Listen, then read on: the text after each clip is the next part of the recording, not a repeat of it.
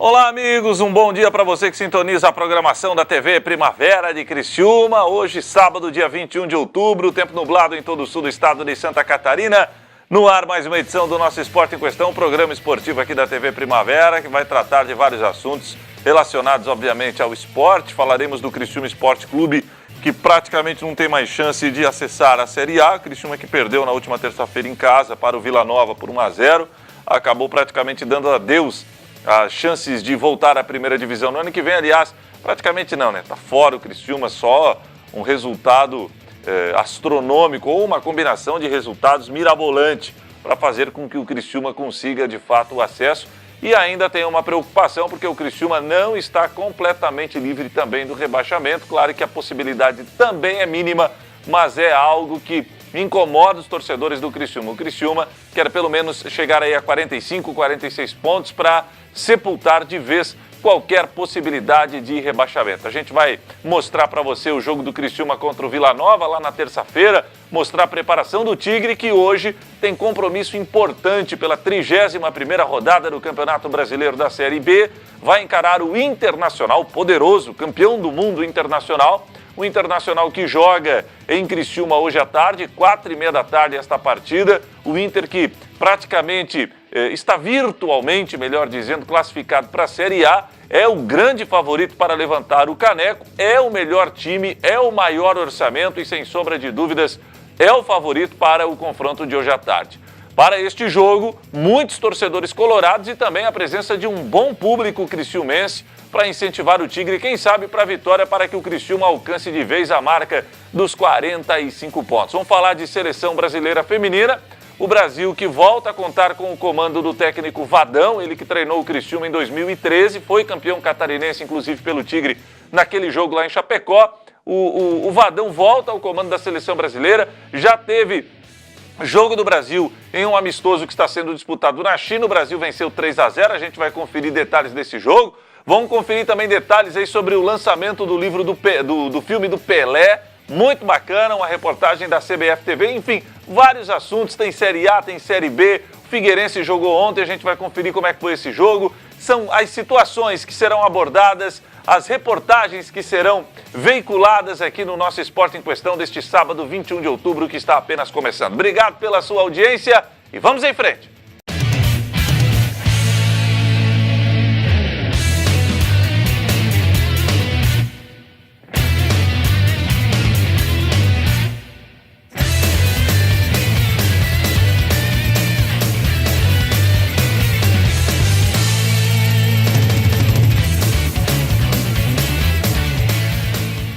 Agradecendo demais a sua audiência, lembrando que você pode interagir conosco através do nosso Facebook, facebook.com/TV Primavera, curta a nossa fanpage, compartilhe a nossa live, estamos ao vivo também em nossa fanpage, né? Onde você pode, inclusive, interagir aí com a galera do programa Esporte em Questão. Vai lá, acessa facebook.com/TV Primavera, se você ainda não curte a fanpage da TV Primavera, fique à vontade para curti-la e seja muito bem-vindo a conhecer mais detalhes da nossa programação, tá certo? Vamos lá então, começando falando do Criciúma Esporte Clube, a gente começa falando do Criciúma Esporte Clube, primeiro bloco sempre é destinado ao Tigre, o Criciúma que jogou na terça-feira contra o Vila Nova, uma ducha de água fria nos torcedores do Criciúma que esperavam que o Tigre vencesse o Vila para continuar alimentando o sonho do acesso para a Série A, mas não foi o que aconteceu. Em casa o Criciúma perdeu mais uma, aliás, é uma tônica no ano, né? O Criciúma vem desperdiçando muitos pontos dentro de casa, o que, convenhamos, não é normal e não faz parte da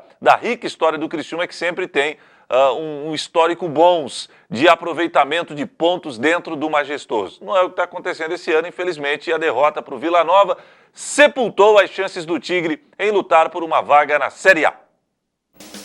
Logo aos 14 minutos, uma sequência de 3 chutes. O primeiro, a bola explodiu na trave.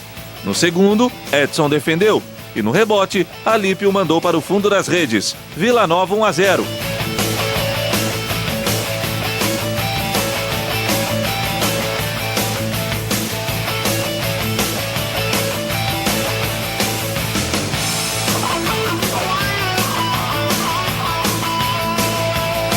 Nesta cobrança de falta de Alex Maranhão, Alemão mandou contra o próprio Patrimônio e por muito pouco não fez gol contra.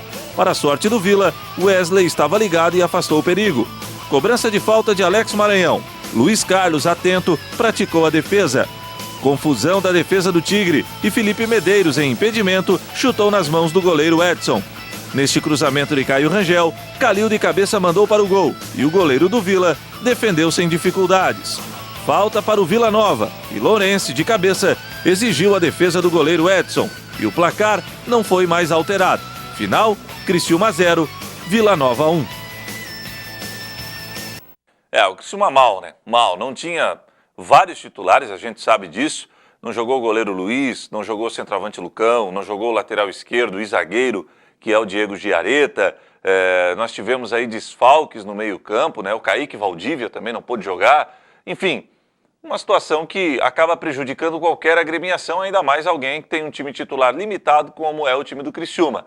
Se o time titular já é limitado, imagina quando esse time que enfrentou o Vila Nova é praticamente o reserva. Resultado final, o Criciúma perdeu 1-0 e com este resultado, lamentavelmente, o Tigre deu adeus, ou praticamente, né? Ainda tem uma pequena chance, mas é praticamente impossível de você conquistar o acesso.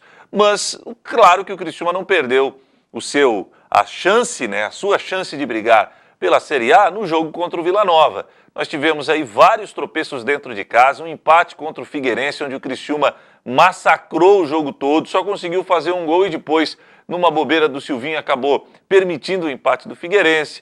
Nós tivemos aí o empate com o Paysandu, que estava lá atrás na época. Tivemos as derrotas no início do campeonato para o América Mineiro e também para o Santa Cruz de Recife. Então o Criciúma desperdiçou muitos pontos dentro de casa. Fora de casa até que está na média, né? O Criciúma conseguiu vencer alguns jogos, venceu o Santa Cruz, venceu o Londrina, venceu o CRB. O Criciúma até teve boas atuações fora de casa, mas os pontos desperdiçados dentro do Heriberto Wilson foram fundamentais, preponderantes, para que o Criciúma, obviamente, não registrasse sucesso nessa campanha, naufragasse na missão Série A. Agora, fim de feira é fazer os pontos necessários para permanecer na Série B e o ano que vem tentar, obviamente, alguma coisa, seja no Campeonato Catarinense, seja no Brasileirão ou seja na Copa do Brasil. Mais um ano perdido para o Criciúma, um ano frustrante para o torcedor que vai se afastando cada vez mais do estádio, né?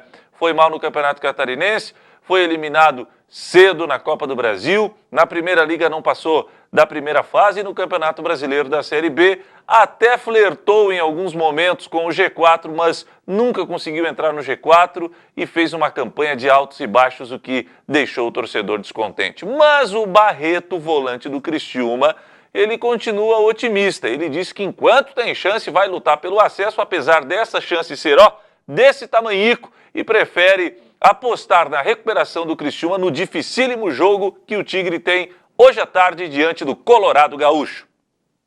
Aquele sonho do acesso que parecia estar na mão foi embora entre os dedos. E agora, essa possibilidade de conseguir um lugarzinho na elite do futebol brasileiro se torna ainda mais distante. Bom, realmente dificultou muito, né, a tabela aí pra gente, mas temos que pensar no próximo jogo para ver a situação que vai se criar depois desse jogo aí, se a gente conseguir a vitória. E assim a gente tem que pensar, né, jogo a jogo para chegar no final e com chances ainda. A gente está com um sentimento assim, de frustração, porque era um jogo muito importante, mas já passou e agora temos que pensar no Internacional. Isso mesmo, não adianta chorar pelo leite derramado. E o jeito é pensar no próximo adversário, que estamos falando do Internacional. E não tem moleza não. Sem dúvidas, é o melhor jogo do ano, em casa, né, com a nossa torcida contra o melhor time. É o jogo do ano, sim, e esperamos jogar bem e sair com a vitória. O Internacional tem muita qualidade, mas a gente vai impor o nosso ritmo aí, com esse histórico de sempre contra o time mais badalado aí, se sair bem, a gente espera manter isso aí. E se tem alguém que sabe o que esperar do Internacional, esse alguém é o comandante tricolor, que conhece muito bem o Inter. Isso nos motiva, confiamos muito no trabalho dele, né? Um grande técnico. E a volta aí de todos os jogadores aí, sim, dá um ânimo maior pra gente. Esperamos fazer um jogo muito disputado. É o melhor time da Série B aí, né? Contra o Internacional, mas a gente tem muita qualidade também e vamos mostrar a nossa força aí dentro de casa. Bom, e diante do Internacional, uma polêmica. A diretoria do Criciúma, pensando em arrecadar uma graninha extra, já que é o adversário que tem muitos torcedores aqui na região, resolveu dobrar o espaço destinado para a torcida visitante. Anteriormente, o espaço destinado para a torcida visitante tinha aproximadamente 2.000 lugares. Agora, serão 4.000 lugares disponibilizados para a torcida do Inter. A torcida do Criciúma ficou chateada porque entende que a diretoria abre, assim, a mão de lutar pelo acesso, né, de continuar lutando pelo acesso, apesar da chance ser mínima, mas a verdade é a seguinte, gente, eu vou dar aqui minha opinião. Primeiro, Criciúma vinha chamando torcedor durante todo o campeonato, a média de público do Criciúma no Campeonato Brasileiro da Série B, aliás, nos últimos anos vem sendo um fracasso total, né? 2.000, 3.000 pessoas, no clássico contra o Figueirense deu 4.000 pessoas, então o torcedor não veio. Agora, o Criciúma vislumbra a possibilidade de arrecadar um pouco mais com a torcida do Inter. O Criciúma precisa pagar 13º que está chegando, precisa honrar a folha de pagamento. E eu acho que é chato, né? Ver o estádio com muitos torcedores adversários, enfim, dá um aspecto visual não muito legal. Mas a verdade é que não tem jeito. O Criciúma precisa arrecadar e vai precisar do dinheiro dos colorados para honrar a folha de pagamento e tudo mais. Tem muita gente que não gostou, mas, sinceramente, eu não vejo problema nenhum nesse tipo de situação. Se fosse ao contrário, o Criciúma, se vencer o Inter, vai entrar no G4, é o jogo da classificação, o Criciúma está vivo.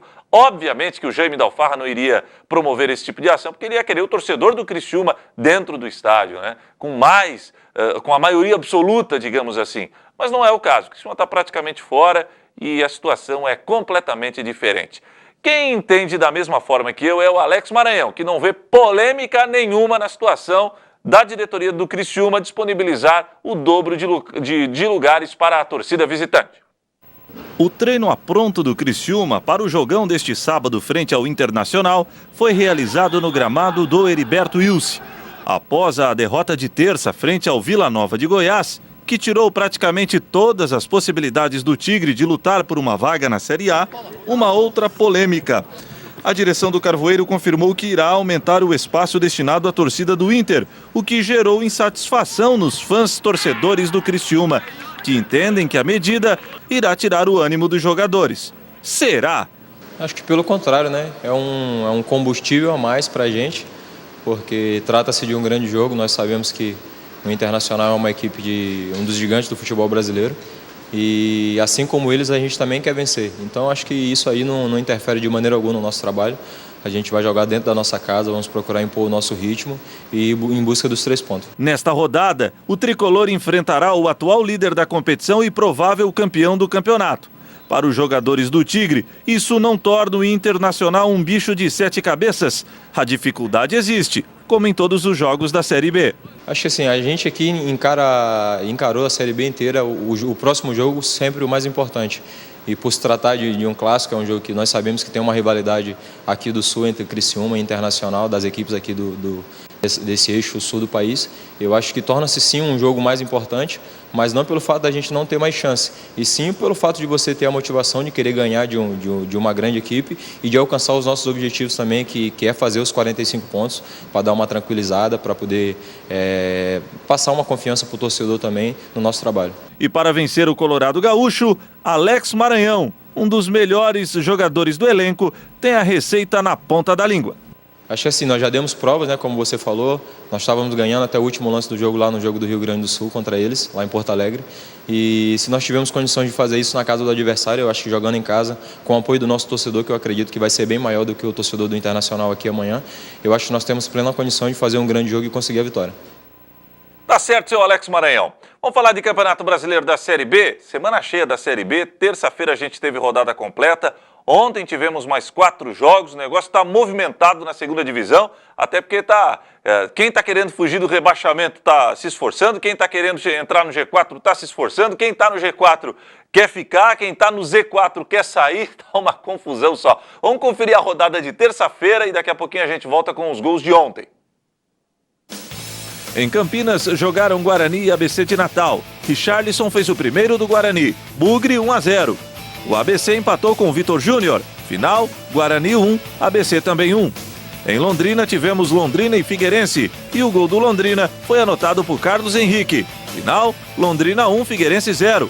Em Varginha tivemos Boa Esporte Internacional. O jogo não teve o seu placar alterado e terminou empatado em 0-0. Mesmo resultado de Brasil de Pelotas e América Mineiro. A partida foi em Pelotas, no Rio Grande do Sul, e também terminou empatada em 0-0. Em Recife, duelaram Santa Cruz e Oeste de Barueri. O Oeste saiu na frente. Mazinho, cobrando pênalti, fez o primeiro do jogo. Oeste 1-0. Grafite, também de pênalti, empatou o jogo 1-1. Mazinho novamente recolocou o Oeste em vantagem. Oeste 2-1. João Paulo empatou para a Cobra Coral. Final, Santa Cruz 2, Oeste também 2. Em Fortaleza tivemos Ceará e Paraná. Leandro Carvalho fez o gol da vitória do vovô. Final, Ceará 1, Paraná 0. Em Goiânia, o Goiás recebeu a visita do Juventude. Ailon fez o gol do triunfo do Esmeraldino. Final, Goiás 1, Juventude 0. Em Maceió, o CRB pegou o Náutico. Suellington, de fora da área, fez o primeiro do Tibu. Frango do goleirão. Náutico 1-0. João Paulo empatou para o CRB, 1-1. Bruno Mota, de cabeça, fez o segundo do Náutico. Náutico 2-1. Mas Neto Baiano tratou de empatar novamente o duelo. Final, CRB 2, Náutico também 2. Em Lucas do Rio Verde, no Mato Grosso, tivemos Luverdense e Paysandu.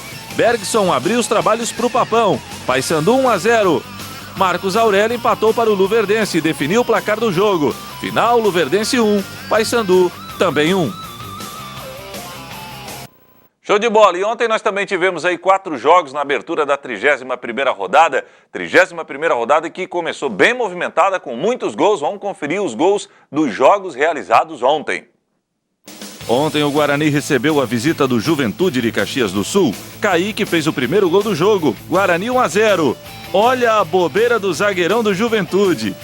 E como o Bugre queria mais e Kaique também, o atacante do time campineiro não perdeu a oportunidade de mandar a bola para o fundo das redes. Final, Guarani 2, Juventude 0. Em Recife jogaram Náutico e ABC de Natal.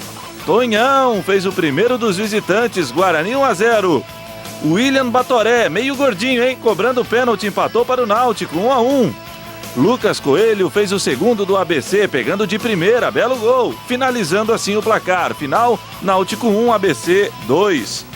Em Alagoas, o CRB pegou o Boa Esporte de Varginha. Adalberto abriu os trabalhos, CRB 1-0. Paulinho decretou direito de igualdade em Alagoas. Final, CRB 1, Boa Esporte também 1.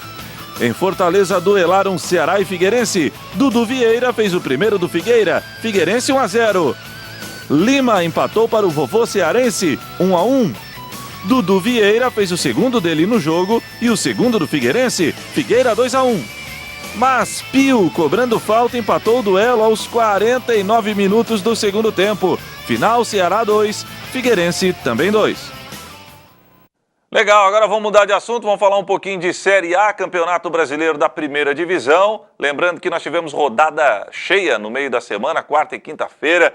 O negócio vai se afunilando, agora o Palmeiras também entrou na briga pelo título, se bem que o Corinthians está muito tranquilo, né? São 9 pontos de vantagem, 59 do Corinthians contra 50 do Santos e também 50 do Palmeiras. A situação está muito bem definida em favor do Timão. Mas vamos conferir os gols aí da 30ª rodada da Série A, vamos lá. Em Goiânia, o Atlético Goianiense recebeu a visita do Vasco da Gama. Jonathan fez gol contra e deu a vitória para o Vascão. Final, Atlético Goianiense 0, Vasco da Gama 1. Em Curitiba, o Coritiba bateu o Cruzeiro. Diego Barbosa fez o gol do triunfo do Coxa. Final, Coritiba 1, Cruzeiro 0. Em Minas, duelaram Atlético Mineiro e Chapecoense. Valdívia fez o primeiro do Galo, Atlético 1-0. Wellington Paulista empatou o duelo em favor da Chape, 1-1. Canteiros, ainda no primeiro tempo, virou para os catarinenses, Chapecoense 2-1. Fred, de cabeça, novamente colocou o Atlético no jogo, 2-2. Mas Luiz Antônio pegou de primeira e deu a vitória para o Verdão. Final, Atlético Mineiro 2, Chapecoense 3. No Rio jogaram Fluminense e São Paulo. Henrique Dourado, de pênalti, abriu os trabalhos, Fluminense 1-0. Sornosa ampliou a vantagem, Fluminense 2-0. Robinho, de pênalti, fez o terceiro do tricolor carioca, Fluminense 3-0. Shailon descontou para o São Paulo. Final, Fluminense 3, São Paulo 1. Em Floripa tivemos Avaí e Botafogo. Marquinhos, cobrando pênalti, fez o gol do Leão da Ilha. Avaí 1-0. Marcos Vinícius, aos 50 minutos do segundo tempo, empatou para o time da Estrela Solitária. Final, Avaí 1, Botafogo também 1. Em São Paulo, jogo da rodada, o Corinthians recebeu o Grêmio. A partida foi muito disputada, mas terminou empatada em 0-0. Na quinta-feira, o Palmeiras encarou a Ponte Preta. Keno abriu a porteira para a vitória do Palmeiras, por 1-0. O Palestra marcou o segundo com Borja. Final, Palmeiras 2, Ponte Preta 0. Em Salvador jogaram Vitória e Atlético Paranaense. Ribamar fez o primeiro dos visitantes, Atlético 1-0. O empate do rubro-negro baiano veio com Neilton cobrando pênalti, 1-1. Virada do Vitória, Trellis mandou para as redes, Vitória 2-1. Douglas Coutinho tratou de empatar o confronto para o Furacão Paranaense, 2-2. Ribamar virou para o Atlético e fechou o marcador. Final, Vitória 2, Atlético Paranaense 3. Em Recife, o Sport recebeu a visita do Santos. Ricardo Oliveira fez o gol do Peixe. Santos 1-0. Rogério empatou para o Leão Pernambucano e fechou a conta. Final, Sport 1, Santos também 1. Na Ilha do Urubu, no Rio de Janeiro, o Flamengo amassou o Bahia. Hever fez o primeiro do Mengão. Flamengo 1-0. O Bahia empatou com este gol de Mendonça, cobrando pênalti, 1-1. Hever, agora de cabeça, recolocou o Fla em vantagem. Flamengo 2-1. Diego, de pênalti, fez mais um para o rubro-negro carioca. Flamengo 3-1. Novamente, Diego fechou o placar. Final, Flamengo 4, Bahia 1. Legal, e daqui a pouquinho a gente volta falando um pouquinho de seleção brasileira feminina. Vamos falar do filme do Pelé também e muitas outras atrações aqui no Esporte em Questão.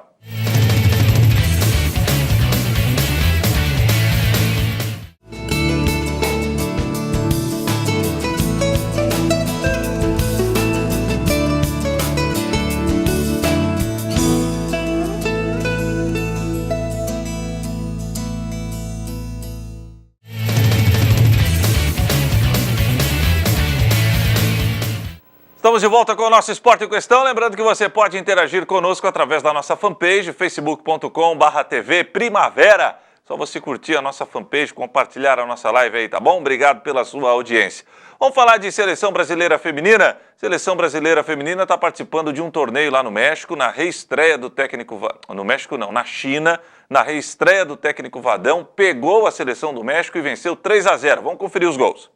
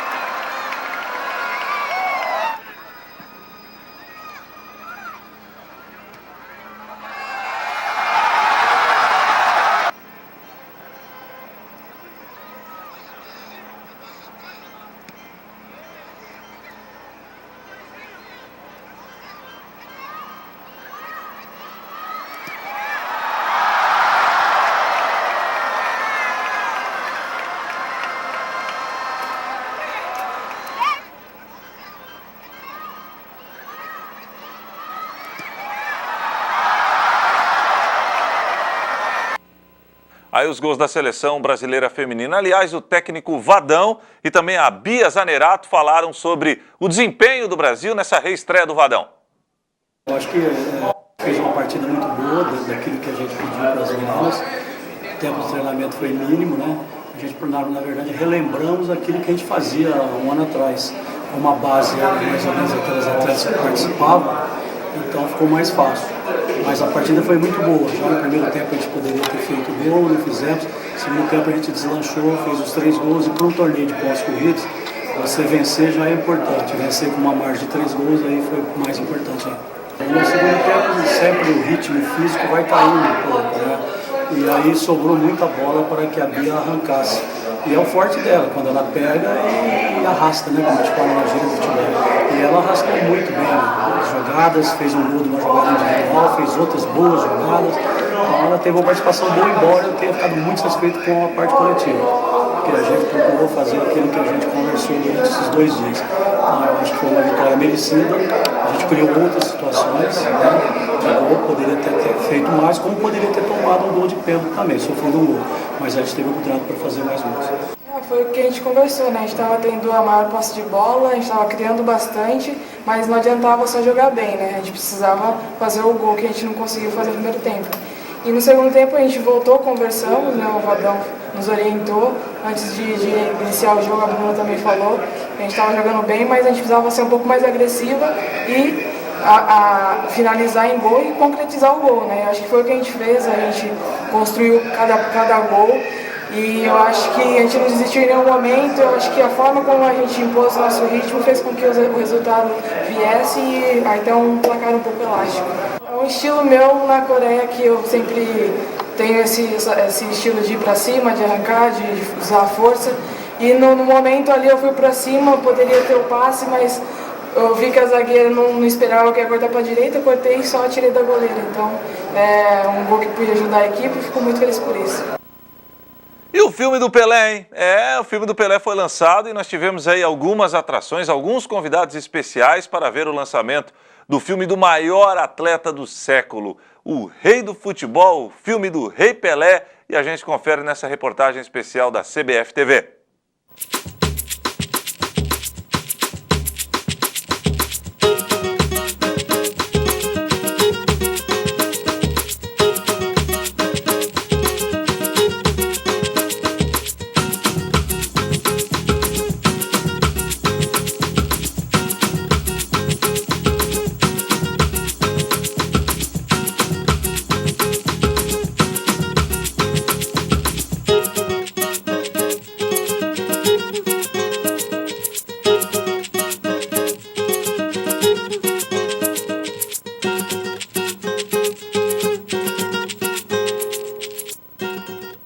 Depois de ver esse filme, realmente eu senti que esse filme foi fantástico.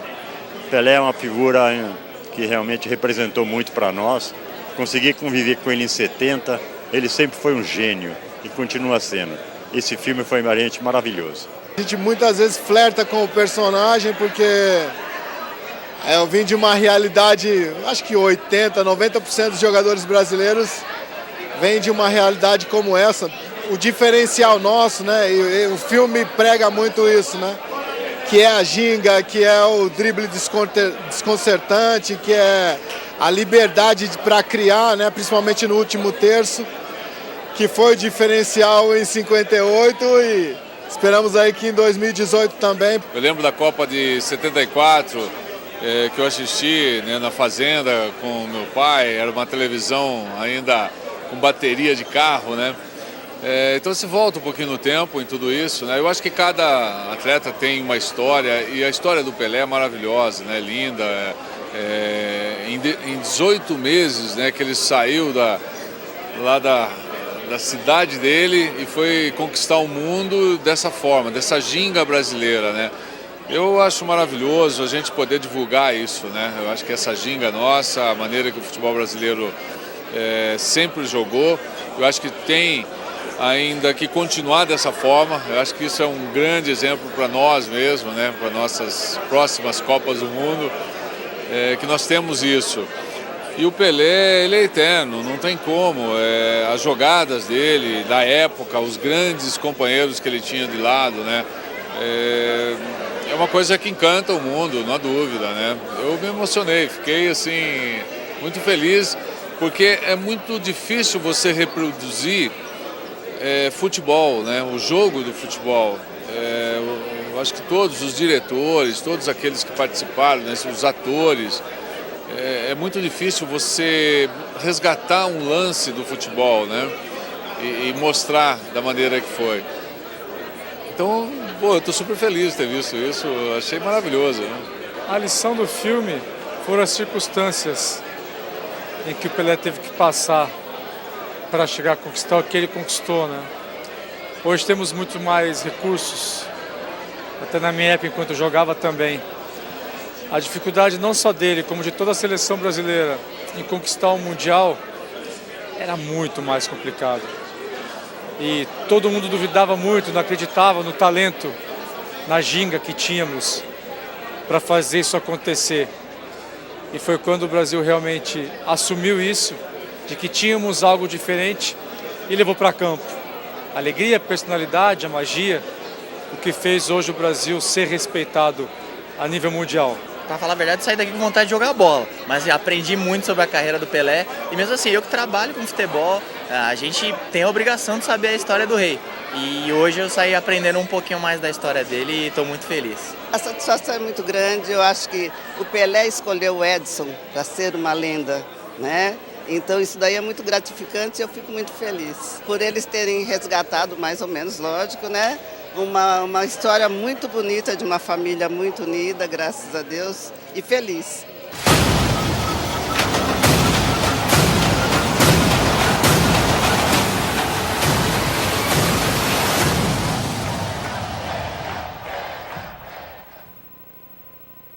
Rapaz, dá vontade de ver o filme, né? É isso aí, lançamento do filme do Pelé já vai chegar nas locadoras e também vai começar a circular aí por todos os cinemas. Show de bola para quem gosta do bom futebol e da história da lenda do futebol, né? Que é o Edson Arantes do Nascimento, o Rei Pelé. Vamos em frente, vamos falar agora de uma situação bem interessante, porque você está acostumado a ver os jogos da seleção brasileira, mas não imagina o trabalho que a CBF tem em promover esses jogos quando esses jogos são disputados aqui no Brasil. Existe uma academia que prepara profissionais só para a realização desse tipo de evento. E a gente vai conferir como é que funciona essa academia e o estágio que eles tiveram no jogo entre Brasil e Chile pelas eliminatórias da Copa do Mundo. Olha o trabalhão que é organizar um jogo da seleção. É uma experiência diferente para o pessoal, sair da sala de aula, de toda a teoria que eles aprendem lá dentro, de todo o conhecimento que eles adquirem lá e vir para campo, ver com os próprios olhos tudo que a gente conversa em sala de aula, sendo montado, sendo preparado para um grande evento.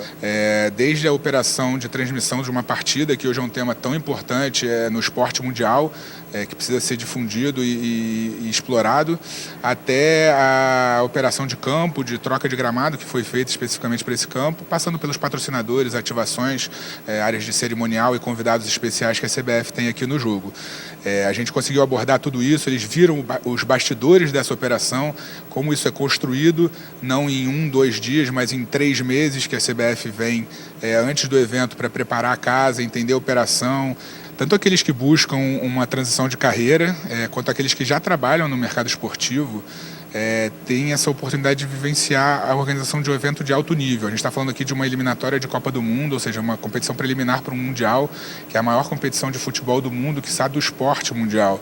E aqui eles tiveram um gostinho de como é preparar um evento de grandíssimo nível, altíssima demanda, seja de imprensa, de torcedores, de convidados e patrocinadores, e saber como estar preparados para caso enfrentem uma situação como essa. O primordial é que a CBF ela dá muita atenção e valoriza muito esses eventos. É onde a gente tem a oportunidade de interagir com o nosso torcedor mais diretamente, onde ele vem na nossa, digamos, casa temporária, e a gente prima pelo atendimento em alto nível. Então a gente quer propiciar ao torcedor uma experiência diferenciada, a gente quer propiciar às 2 delegações que vêm participar do evento uma atmosfera já de Copa do Mundo. Você vê toda a caracterização do estádio, ela remete ao Mundial, já que essa é uma competição preliminar, e todos os nossos convidados e patrocinadores, enfim, todos eles devem ser atendidos em alto nível, e é isso que faz do evento ser tratado como um mega evento e ter todo o cuidado que a CBF dedica para a organização dele.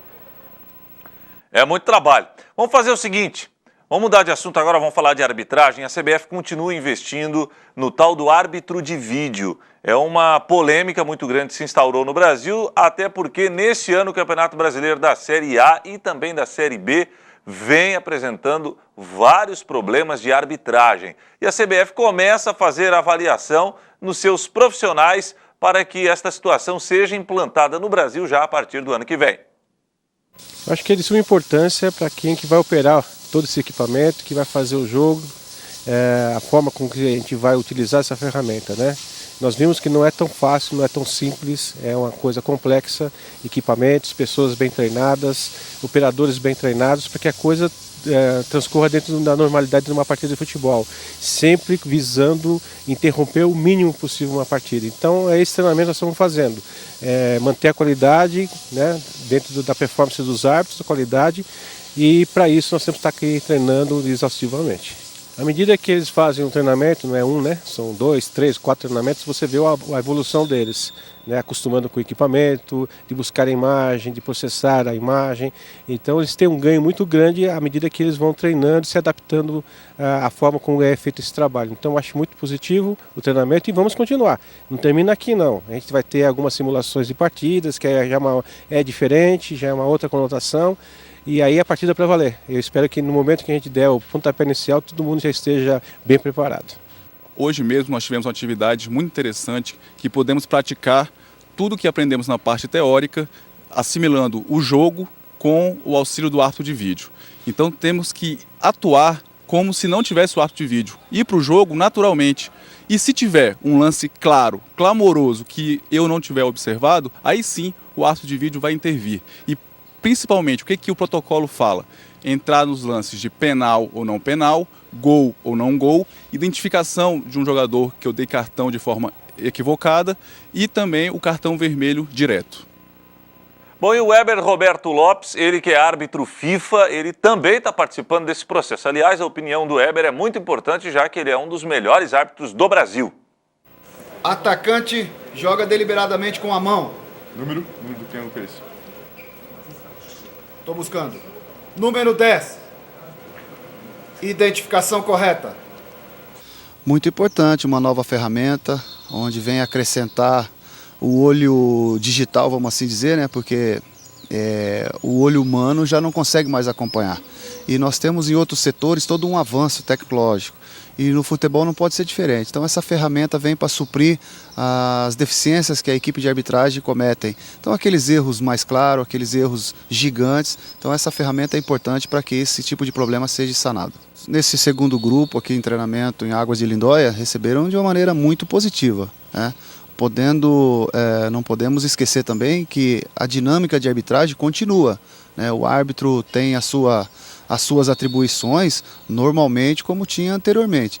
E agregando essa nova ferramenta com os treinamentos, existe todo um protocolo a seguir, não são todas as situações, existem 4 situações específicas, protocolares para que a gente siga. Então é muito importante e o grupo absorveu de maneira positiva e todos estão muito felizes que essa nova situação seja implantada o quanto antes. Checando dentro fora. 6.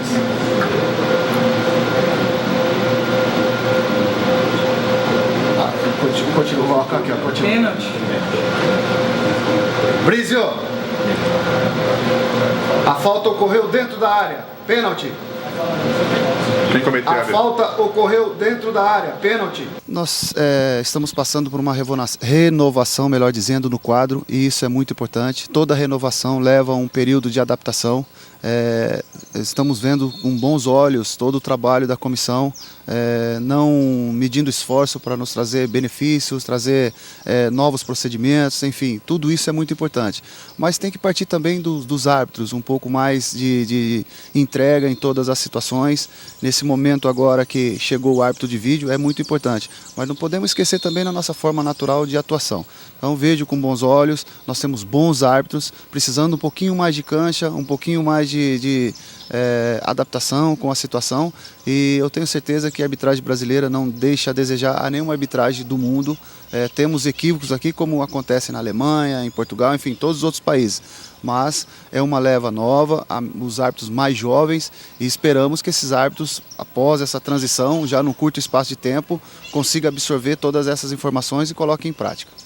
Eu tive o prazer de atuar com grandes árbitros, com árbitros renomados, árbitros que foram em mundiais, Olimpíadas, e a cada jogo que eu saía com esses árbitros eu procurava ouvir escutar, porque cada um tinha a sua particularidade, mas o objetivo de todos era conquistar torneios importantes, jogos importantes e os jogos do Campeonato Brasileiro também, que são muito importantes. O Campeonato Brasileiro é uma vitrine muito grande e hoje, atuando pela CBF, esses árbitros têm que dar o valor, porque é através do Campeonato Brasileiro que eles vão buscar as competições internacionais. E a arbitragem brasileira, não só aqui na América do Sul, mas no mundo, quando você entra em campo que o microfone ou o sistema de som do estádio anuncia, equipe de arbitragem, árbitro tal, Brasil, você sente que dá a torcida recebe com bons olhos a arbitragem brasileira. Então eu diria a esses árbitros que eles estão numa confederação muito respeitada no mundo, que eles dedicassem, ouvissem as pessoas mais velhas e não deixassem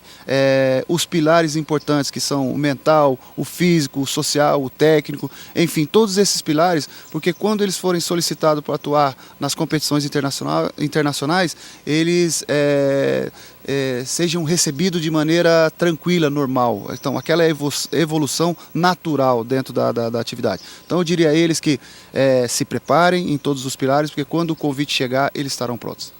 Possível pênalti. Possível pênalti. Checando. Manda parar. Checando. Manda parar. Para, Brise. Para, Brise.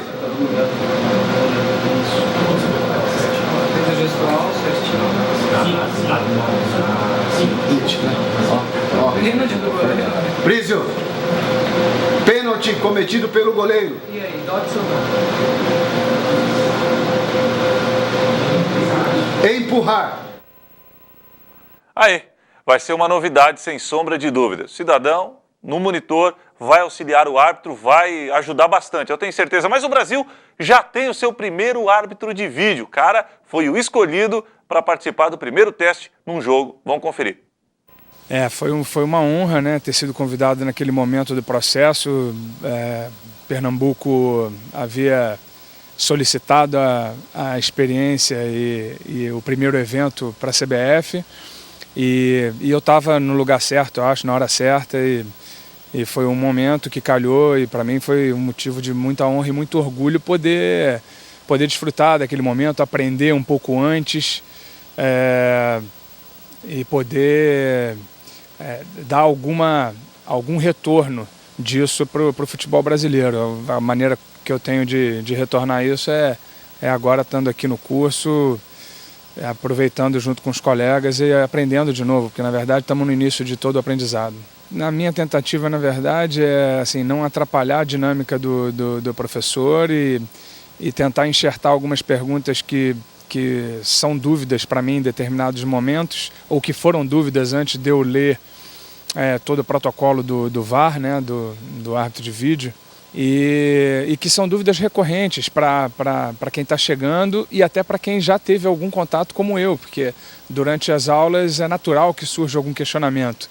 Então, a maneira que eu tenho de tentar ajudar, porque nada do meu conhecimento é tão maior assim do que o dos colegas, e na verdade eu só, através de alguma inquietude ou alguma dúvida, eu tento enxertar alguma pergunta para que o professor consiga desenvolver o tema e melhorar a abordagem ou dar uma outra abordagem para chegar no ponto de dúvida.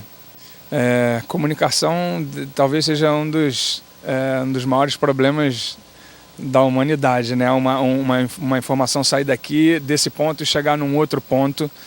Isso deve ter causado guerras, deve ter, enfim, acabado com casamentos.